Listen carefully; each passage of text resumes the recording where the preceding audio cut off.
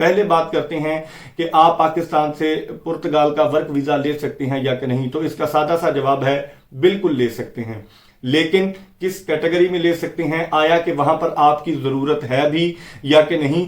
D2 category जो कि work visa highly qualified लोगों के लिए है।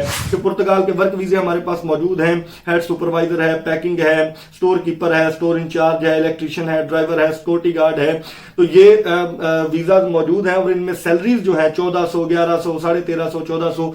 अस्सलाम वालेकुम दोस्तों, मेरा नाम हाफिज उस्मान है और आप आइडियल वीजा के प्लेटफॉर्म से मुझे देख रहे हैं। कैसे हैं आप सब? उम्मीद करता हूं आप सब खैर से होंगे। आज की वीडियो में शेंजन के और यूरोप के बड़े ही खूबसूरत तरीन कंट्री और दुनिया में नई ताज़ा तरीन रैंकिंग के मुताबिक दूसरे नंबर पर जिस मुल्क का पासपोर्ट है, पुर्तगाल के वर्क वीजा को आज हम डिस्कस करेंगे इंशाल्लाह। पुर्तगाल के वर्क वीजा पाकिस्तान में अवेलेबल हैं या कि नहीं, कैसे आप ये वर्क वीजा ले सकते हैं, अप्लाई करने के लिए कौन कौन से डॉक्यूमेंट्स आपको चाहिए, पाकिस्तान से आप कैसे मूव ऑन कर सकते हैं, इसकी वर्क वीजा की रेशो कितनी है, अपॉइंटमेंट के मसाइल कितने हैं और टाइम ड्यूरेशन कितना लगता है, सारी मालूमात A to Z आपको मिलने जा रही हैं एक ही वीडियो में। अगर आप पुर्तगाल का वर्क वीजा अप्लाई करने जा रहे हैं किसी एजेंट के थ्रू तो भी, और अगर कर चुके हैं तो भी वीडियो मुकम्मल देखिएगा। ये वीडियो आपके लिए जरूर फायदेमंद साबित होगी। पाकिस्तान में इस वक्त हर बंदा यूरोप में शेंजन में जाने का ख्वाहिशमंद है। हर बंदा चाहता है कि किसी न किसी तरह हमें शेंजन में पहुंचा दिया जाए, चाहे वो लीगल तरीका हो चाहे वो इलीगल तरीका हो। कुछ लोग हैं जो कहते हैं कि हमें सिर्फ और सिर्फ लीगल तरीके से ही जाना है, लेकिन वो भी शेंजन के कवानीन से आरी हैं, उनको पता नहीं है, तालीम उतनी नहीं है, रिसर्च उतनी नहीं है, मालूमात उतनी नहीं है। इसकी वजह से ही एजेंट हजरात इस बात का फायदा उठाते हैं और आप दोस्तों को सुहाने ख्वाब दिखाए जाते हैं और उन ख्वाबों को आप देखने के बाद ये फैसला करते हैं कि हमें इसी एजेंट के थ्रू अप्लाई करना है। इसी तरह की एक कहानी आज की वीडियो में मैं आप दोस्तों के साथ डिस्कस करूंगा और यकीनन इसके बाद रियलिटी क्या है वो भी बताऊंगा और कैसे आप वर्क वीजा ले सकते हैं वो भी बताऊंगा। पहले बात करते हैं कि आप पाकिस्तान से पुर्तगाल का वर्क वीजा ले सकते हैं या कि नहीं। तो इसका सादा सा जवाब है बिल्कुल ले सकते हैं, लेकिन किस कैटेगरी में ले सकते हैं, आया कि वहां पर आपकी जरूरत है भी या कि नहीं।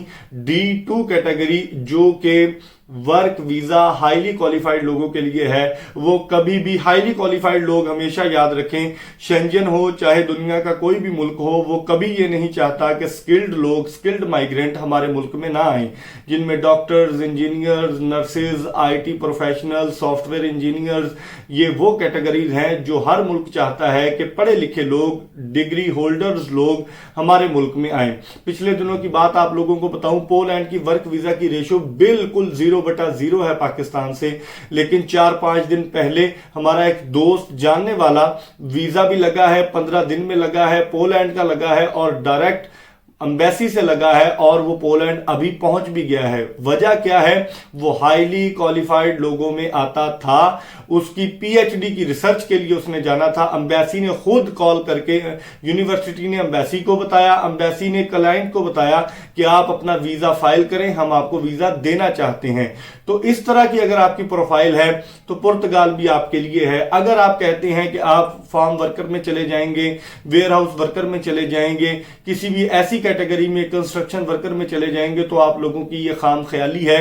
पुर्तगाल में इस वक्त ऑलरेडी लाखों लोग मौजूद हैं जो कि बेरोजगार हैं और स्किल्ड भी उन लोगों में हैं जो कि बेरोजगार हैं, उनको काम नहीं मिल रहा। उसकी वजह मैं आप लोगों को बता देता हूं कि पाकिस्तान से जब भी आप शेंजन का विजिट वीजा लेके जाती हैं तो मैं आप लोगों को कई बार बता चुका हूं कि आप लोगों के पास क्या ऑप्शंस हैं कि आप अपना वीजा वहां जाके कन्वर्ट करवा लें। आप लोगों के पास सिर्फ और सिर्फ 2 ऑप्शंस होते हैं, या तो स्पेन में जाके आप पद्रोनोमिंतो करवाते हैं जिसमें आपको 2 साल इंतजार करना पड़ता है। 2 साल के बाद आपको पहला रेजिडेंस कार्ड मिलता है और 2 साल आपने वहां पर कैसे गुजारने हैं ये भी आपको नहीं पता होता, क्योंकि वहां पर काम करने की इजाजत बहरहाल आपको पहले 2 साल नहीं होती। तो ये एक बड़ा मसला होता है। दूसरा ऑप्शन आसान ऑप्शन होता है, थोड़े पैसे लगते हैं, लेकिन लोग इस ऑप्शन को अडॉप्ट करते हैं जो कि पुर्तगाल का ऑप्शन है। पुर्तगाल में जाकर पहले ये होता था आर्टिकल 88, 89 जो कि अब पुराना हो चुका है, मैं अब उसको डिस्कस नहीं करूंगा, जो कि अब बंद हो चुका है। 15 साल ये इमिग्रेशन ओपन रही है, बहुत ज्यादा लोगों ने इससे फायदा भी उठाया है, पासपोर्ट्स भी लिए हैं। लेकिन अब जो वाहिद हल है वो आर्टिकल 92 है। आर्टिकल 92 क्या होता है कि जिसमें जाके आप किसी डिप्लोमा में दाखिला लेते हैं, आपका 2-3 हजार यूरो खर्चा आता है, लॉयर की फीस इसमें इंक्लूड होती है, और वहां जाकर आप आर्टिकल 92 में अपनी फाइल लॉक करवाते हैं और आपको 3 से 4 महीने में, 5 महीने में, आसान लफ्जों में बता रहा हूं कि आपको पहला रेजिडेंस कार्ड मिल जाता है। ये उस सूरत में जाते हैं कि जब आप शॉर्ट स्टे वीजा पर शेंजन में दाखिल हुए हैं, चाहे आपके शेंजन के किसी भी मुल्क का आपके पास वीजा हो, आप जाते हैं, आपके पास सिर्फ और सिर्फ पुर्तगाल का ऑप्शन होता है और आप वहां जाकर अपना रेजिडेंस कार्ड ले लेते हैं। चाहे आप फैमिली वीजे पर गए हों, मेडिकल वीजे पर गए हों, विजिट वीजे पर गए हों, किसी भी वीजा पर हों, आप वहां जाकर अपना रेजिडेंस कार्ड पुर्तगाल में अप्लाई कर सकते हैं, जिसकी वजह से पुर्तगाल डायरेक्टली सिर्फ और सिर्फ एलिजिबल लोगों को वीजा देता है। चाहे विजिट वीजा हो, उसमें आपके पास स्ट्रॉन्ग टाइज होने चाहिए अपने मुल्क के साथ, और पुर्तगाल में जाने के लिए कोई स्ट्रॉन्ग शराइत होनी चाहिए कि आपको किसी कंपनी ने बुलाया है, इनविटेशन आपके पास मौजूद है, आपके पास पाकिस्तान में वो कारोबार है जिस कंपनी ने आपको वहां पर बुलाया है, कारोबारी शराकतदारी के लिए बुलाया है। ये अलग बहस है कि विजिट वीजा भी पुर्तगाल का डायरेक्ट आपको बहुत मुश्किल से मिलता है, इल्ला ये कि आप वर्क वीजा की तरफ जाएं। पुर्तगाल में सैलरी का जो थ्रेश होल्ड है वो 850 यूरो है, यानी कि 850 यूरो से ज्यादा सैलरी वहां पर मिलना मुश्किल ही नहीं, नामुमकिन होता है अनस्किल्ड लोगों के लिए। स्किल्ड वर्कर के लिए तो आसमान खुला है, उनकी सैलरीज बहुत ज्यादा होती हैं। पाकिस्तान में जो ऐड चल रही हैं वो मैं आप दोस्तों को बताऊं कि इससे आपको कैसे बचना चाहिए और किस तरह का फ्रॉड ये आप लोगों के साथ करते हैं। कि पुर्तगाल के वर्क वीजे हमारे पास मौजूद हैं, हेड सुपरवाइजर है, पैकिंग है, स्टोर कीपर है, स्टोर इंचार्ज है, इलेक्ट्रीशियन है, ड्राइवर है, सिक्योरिटी गार्ड है, तो ये वीजा मौजूद हैं और इनमें सैलरीज जो है 1400, 1100, 1350, 1400, जो कि बिल्कुल भी काबिले कबूल नहीं है, टोटल 2 नंबर है, फेक है। आगे बढ़िए, टोटल प्रोसेसिंग टाइम 30 दिन लिखा हुआ है, इसमें आगे चलें 8 दिन। सिलेक्शन का तरीकाकार सुन लें, हमारी कंपनी आपके डॉक्यूमेंट्स कंपनी को भेजेगी, आपकी सिलेक्शन करवाएगी, 2 से 3 दिन में आपकी सिलेक्शन हो जाएगी। बात सुनते जाएं जरा। इसके बाद आपको सबसे पहले अपना मेडिकल करवाना होगा। ये कितने बड़े दुख की बात है कि किसी भी यूरोपियन कंट्री के लिए, इल्ला ये कि कंपनी आपको रिक्वायर्ड कर रही हो, मेडिकल करवाना जरूरी नहीं होता। वहां पहुंचने के बाद कोई मेडिकल हो तो हो, पाकिस्तान से मेडिकल नहीं होता। सबसे पहला झूठ यहीं पर पकड़ा जाएगा। मेडिकल लाहौर, इस्लामाबाद, रावलपिंडी और कराची में, इन शहरों में हो रहा है किसी भी रजिस्टर्ड मेडिकल सेंटर। अब यहां पर क्या होगा, रजिस्टर्ड मेडिकल सेंटर कौन कौन से हैं, जब आप अपने एजेंट से पूछेंगे तो वो आपको अपनी किसी लेबोरेटरी का पता देगा और वहां भी उसका कमीशन होगा। तो अगर वीजा लगे ना लगे, आपका जो मेडिकल की मद में वो आपसे पैसे वो आपका काम हो चुका होगा उस वक्त तक। मेडिकल की रिपोर्ट आने के बाद वीजा प्रोसेस अप्लाई होगा, जिसमें 20 से 25 दिन के अंदर आपको वीजा लेके दिया जाएगा, एम्बेसी में अप्लाई होगा। तो आप दोस्तों को बता दूं, एम्बेसी की जो अपॉइंटमेंट है ना, पुर्तगाल एम्बेसी की अभी जो अपॉइंटमेंट मिल रही है वो कम से कम 8, 9, 10 महीने की अपॉइंटमेंट मिल रही है। अगर आप डायरेक्ट, वो भी एम्बेसी का मूड हो तो आपको रिप्लाई करती है, अदरवाइज एम्बेसी आपको रिप्लाई भी नहीं करती। आपको किसी एजेंट के थ्रू अपॉइंटमेंट लेनी पड़ती है, जो कि 2 से 3 महीने की आपको अपॉइंटमेंट मिलती है। और ये आपको कह रहे हैं कि 20 से 25 दिन में आपका वीजा अप्लाई कर दिया जाएगा। तो ये भी आप देख लें कि क्या होने जा रहा है आप लोगों के साथ। अब सुनिए, मेडिकल की जो फीस है वो 14,500 रुपए है, वर्क परमिट जो है वो 32,500 रुपए है, एम्बेसी की फीस 250 यूरो है और प्रोटेक्टर 17,500 रुपए है। यानी कि लगभग 1 लाख 1.5 लाख के करीब आपको ये वीजा मिल जाएगा।